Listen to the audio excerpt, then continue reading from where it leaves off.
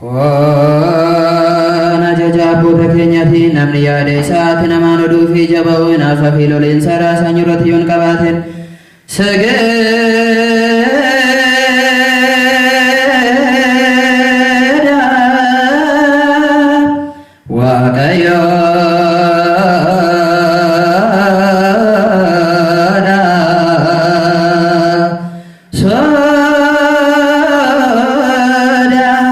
waaqayyoodha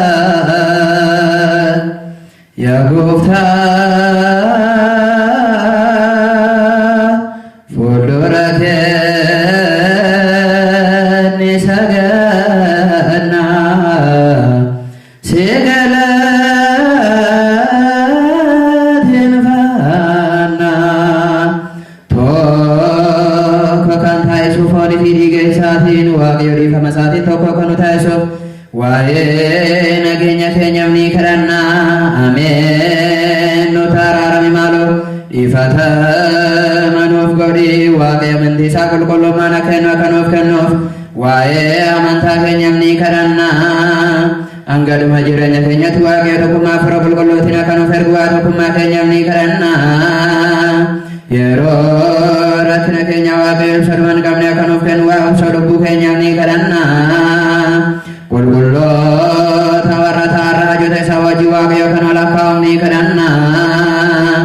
isaan akka isa gammachiisan nutis akka isa gammachiisnu waaqayyo tajaajilummaa isaanii akka nuuf kennuuf carraa isaanis akka nu badhaasuuf tajaajiltoota isaa kan ta'an waa'ee duuka bu'ootaaf ni kadhanna waaqayyo nuuf hojii wareegamummaa akka nuuf kennuuf qulqulloota kan ta'an waa'ee wareegamtootaaf ni kadhanna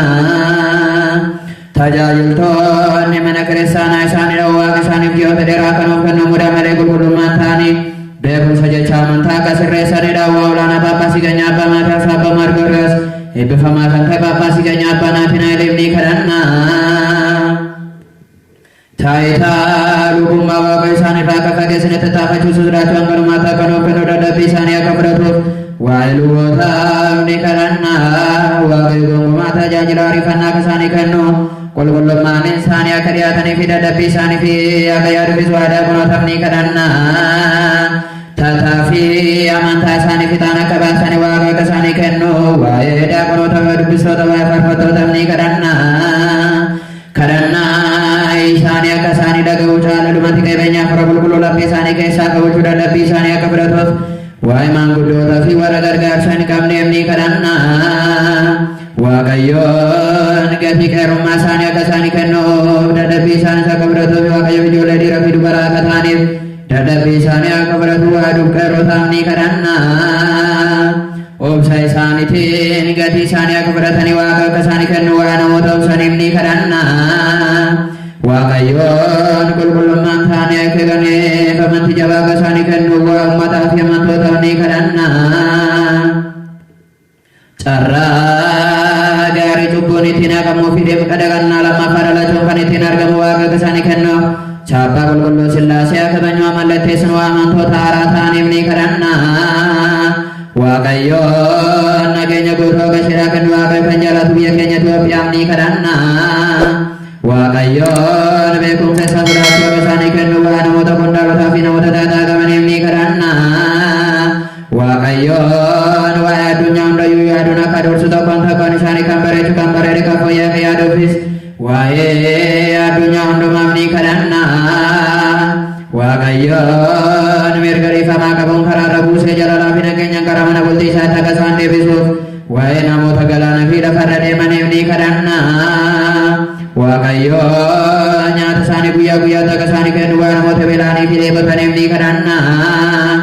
waaqayyoon gonkumaa akka isaan tasgabbeessu waa'ee namoota gaddaniif yaadaniif ni kadhanna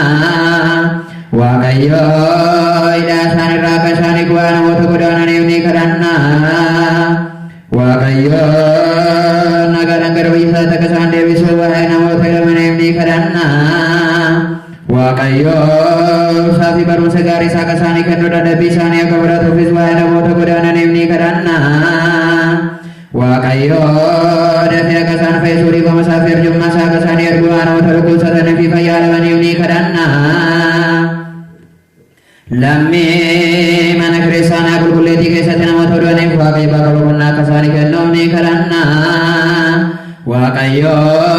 akka isaanitti hin gaddine dheekkamsa isaa irraa deebi'ee raawwata boqonnaa dhugaa akka isaanii kennu waa'ee abboota keenyaa fi obboloota keenya yakkaniif ni kadhanna. Iddoo fedha isaatti bokkaa karoomsu waa'ee bokkaaf ni kadhanna. Yaa Waaqayyo bishaan lagaan oguuti jennee isaan gadaangaa isaaniif yangalaara isaanii taabutan jennee ni kadhanna. Waaqayyo sanyii bisa sabdaa akka ta'u lafa firii kalaatuufis waa'ee firii lafaaf ni kadhanna. Kadhannaatiin kan kadhannu kan suwaaman hunduma keenya nagaatiin hafuuraan nu haa eegu. Jalalas nuuf haa kennu. Ija yaada fi labbi keenya nuuf haa ibsu. Fedha isaa ta'ee kadhannaa keenya akka fudhatuuf dhiyaanne Waaqayyoon haa kadhannu. Beeknee qabeenya isaatiin akka guddanummaa kaasaatiin akka hojjennu dura raajotaa fi duuqaboota irratti akka hundoofnuuf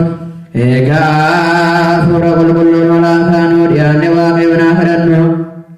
Jaallatee kadhannaa keenya fudhatu.